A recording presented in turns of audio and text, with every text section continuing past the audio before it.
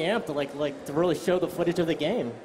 Yeah, I am really amped as well, and I believe we actually have some video footage. Is that correct? Yes, yeah, yes, let's get it going. This is actually our Gamescom demo that we're running here, and of course, Gamescom for us is the EVIE show, so yes. which is one of our main protagonists. We have two, the sisters and the brother Jacob and EVIE. So right off the bat, here we are, Tower of London, getting a little bit of a sneak peek at the White Tower. Spamfish, do you feel like you're just... I do, this is very familiar. I feel like, you know, I should bust out some rhyming slang or something. Yeah, and just right away, I mean, just the attention to detail is what always gets me in these Assassin's Creed games. Yeah, it's pretty amazing. I mean, the talent of the team, they blow my mind almost every day with what they can produce. It's amazing, the level of detail. So this is a black box mission for us. Black box for us are kind of the heart of the experience for Assassin's Creed Syndicate. We have more black boxes in Syndicate than we have in any previous Assassin's Creed title. Awesome. And for those who don't know what a black box is, basically it's you have a small main target. Your player has the opportunities, multiple opportunities. You can decide how you want to take down your target. Leading up to the black boxes, we have multiple kind of investigations that a player goes through. But right off the bat, we have those investigations done.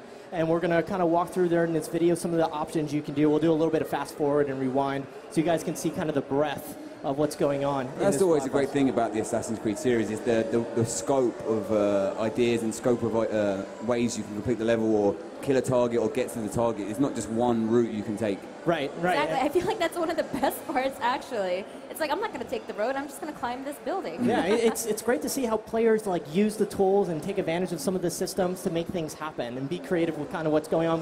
They kind of surprise us almost every time here. All right, so we're going to see our primary target here is Lucy Thorne. She's kind of one of the high-ups in the Templar organization, and you need to take her out.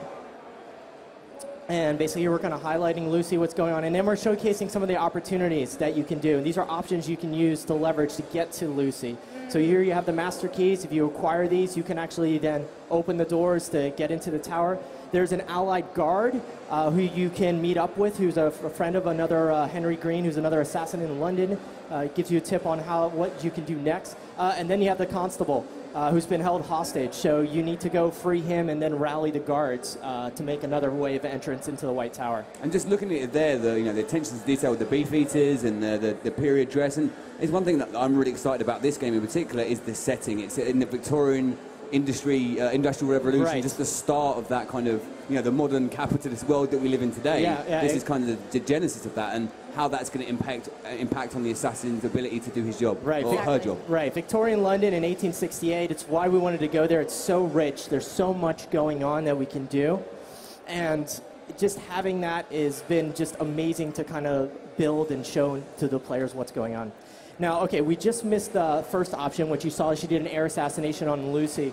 Now we're getting some flashes of how else she can go about. So here's the constable. That's our volcano. Okay, yeah, I want to know what that was. Yeah, so it's one of the new tools that we've added into your kind of arsenal, which basically you can drop down and stun and electrify. It also does damages to enemies. It's great when you're dealing with multiple enemies. So there we figured out, okay, you can release a constable and leverage the guards to enter the tower. And now we're seeing actually just a regular kind of walkthrough as we go towards the allied guard, which opens up kind of the unique kill to take out Lucy. All right. So as we're watching this walkthrough, I know that a lot of people who are familiar and love the Assassin's Creed franchise are already very familiar with the different, I guess, mechanics that are involved. But can you go into a little bit more detail on what the mechanics are like in this game, and if there's anything that's different or changed? Quite a bit, actually. We went back to the roots first and really looked at navigation, looked at combat. How can we make that feel more fluid? More like as soon as you press a button, you see something happen. So there's a lot of investment put there. And then on top of that, we wanted to add some new tools, because as we were building these kind of wider streets and taller buildings, we realized, parkouring up and down and always trying to stay on the rooftop lines was really challenging. So we added in the rope launcher, which you've seen EVIE use a couple of times here. So that allows you to kind of shoot across very quickly those wide streets. And it's great because seeing you do that with parkour, it kind of just works like peanut butter and chocolate, in my opinion. Yes, it meshes together perfectly. Right, right. And I know I can speak for a lot of my friends and myself as well. That's my favorite part of this game, is not going the normal boring ground route, but always trying to find some way to get to where you want to go by, going on the roofs, finding some way to get to a roof. And right, exactly. So here, EVIE has found the Allied Guard, and he's basically exposed that there are Templars who are impersonating guards in the Tower of London. So he gives you the fact that there are 2 of them out there as targets, and you need to go take them out. I'm loving the details of the world, like those posters you saw there, and like the detail Right. of the bricks. It seems, you know, and again, I'm from London, so this is a great setting for me. But you know, I've been to the Tower of London many times, and you can already get that flavour of the place, Right. and it's very authentic. Yeah, we work with a lot of people who are kind of experts on this time period. We have various different historians that we use. Some are just specialized on certain historical characters. Some are specialized on the time period, what was going on with the economy, the people, the politics. So yeah, we wanted to definitely show that through the game, and you'll experience that as you go through the main missions as well as the side content. It all feeds back into the fantasy of the time period. And that's one thing Assassin's Creed always done well. The time periods they choose to portray are always very well, all come across very well. Yeah, it's always extremely authentic. Yeah. And I know we've been talking about how to get around in this game, but let's talk a little bit about combats, because Sure. I know that that's also a feature that a lot of people are really into, obviously. Yeah. I mean, so first and foremost, we brought back the multi-kill finishers, which is super satisfying. You send Yes. enough enemies around you, then you see that nice cinematic taking and them you all just out. feel like the coolest person in the world. Exactly. And Jacob has his own, and Evie has her own, so they Oh, feel nice. fresh, you know, as you, depending on what character you're playing. There's some new weapons brought in. One of my favorites, the sword cane. And Wow. seeing that being used as a multi-kill finisher is great as well. That's a classy way to kill people as well. Right. So they, Classy you know, cane. this is a time of like organized crime. So combat was very like brutal and dirty, Yes. and so we wanted to have that melee up close. And with that, it was important for us to know that as soon as you press that button, you felt something going on, and you can kind of counter and kind of Well, dodge. it is emblematic of the period. We see in the background here all the smoke smoke, plumes, and this industrial revolution, and the pollution that came from it. It's a dark, grimy world, and I Right. guess the kills kind of reflect that. Oh yeah, no, definitely. And you get to learn more about that as you play, which is one of the things I've always loved about Assassin's Yeah. Creed, Yes, because you I don't learn know so much. anything about those time periods. I've learned more probably on time periods than I Than did in from high school or in school. I college. completely It's the agree. funnest history lesson I think I've ever had. Yeah. Yes, playing I an Assassin's Creed completely game. agree.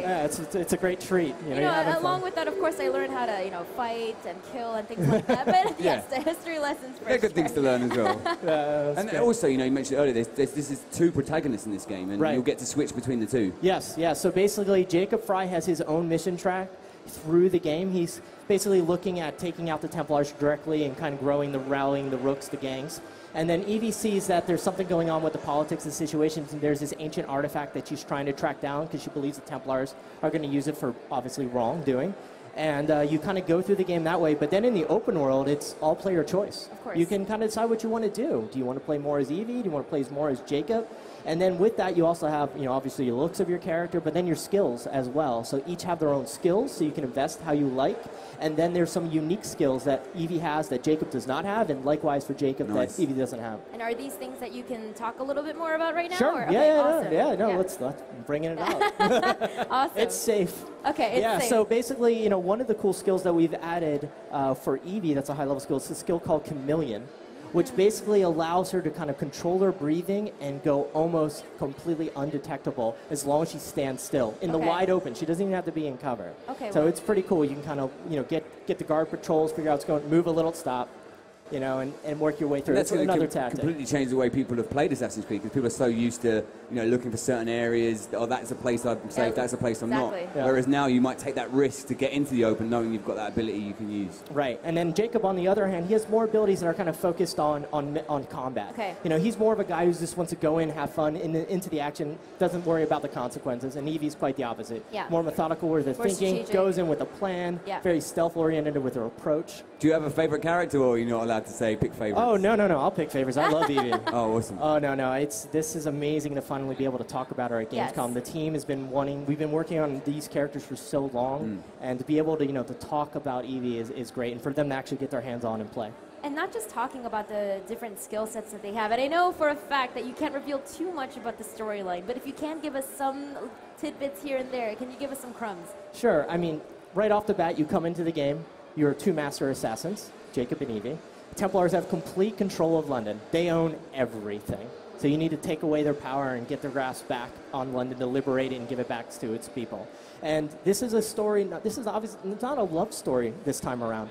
We really want to do something fresh, so we figured this brother-sister relationship kind of offers and shows two facets of the British society for me. One being the reserved, one being the rebel. Yeah. And so the rebel is Jacob, the reserved is Evie. And they both play kind of against each other and poke fun. If you have a brother and sister, you know what that's all about. Yep. Yeah, that's a completely relatable concept for anybody that plays this game. Right. Yep. I mean, I'm still blown away by the time period. I mean, it's something that, Victorian London, in the industry, as I said before, is a real kind of genesis of the world we live in today. But also the fact that, it's such a time period where, it's such a unique visually, when it comes to the smoke and like the Tower of London and seeing what London was like in that time. Right. And when you see St. Paul's and rope launch up St. Paul's, it's breathtaking. Literally, You can see here, like that vista, beautiful. Wow, that was absolutely gorgeous. Yeah. Go. Well, you were talking about how everything is gorgeous and like in terms of how accurate and authentic it was. The one thing that I've been noticing is the color scheme. Right. It's so accurate. So even when you watch films about that time period of London, it's the exact same thing. It's this black and white sort of gray color scheme that's going on because there was so much like just industrial revolution. So there's 7 districts, 7 boroughs, and each one of those boroughs, whether you're in Lambeth or you're in the city of London, each of them are unique, and we really put a lot of effort and time to that. So visually, what's going on with the music, the ambiance as you walk the streets. I mean, I really encourage players to just take their time and kind of go through an experience, jump on a carriage, walk, catch the train, all these different things. Yeah, just exist in the world as it's presented to you. Right, exactly. Beautiful. And you kind of touched on this earlier, but I want to just confirm, like, how authentic, so if you walk around, London in this game, people are definitely going to recognize streets and buildings and landmarks. There's no doubt about that. And, this is London's time, right? Yeah. Like, and it's London with, start of industry, the start of capitalism, that kind of treacherous kind of dog-eat-dog world. And that's going to really play into the story. Exactly. Awesome. So in terms of obviously you've grown really attached to EVIE, is there another part of this game that you're really excited for people to discover or find out about? Come October 23rd, Xbox One, PS4, and then eventually, on PC following that. There's going to be lots for players to experience, and I'm really excited and anxious for them to see it. But there's a lot to go on with. I mean, we didn't even talk about the characters. I know. I mean, it's like we could have one Twitch feed just on each character. We could speak all day, but unfortunately we're out of time. And thank you for your time today. I'm so excited. No, it's great.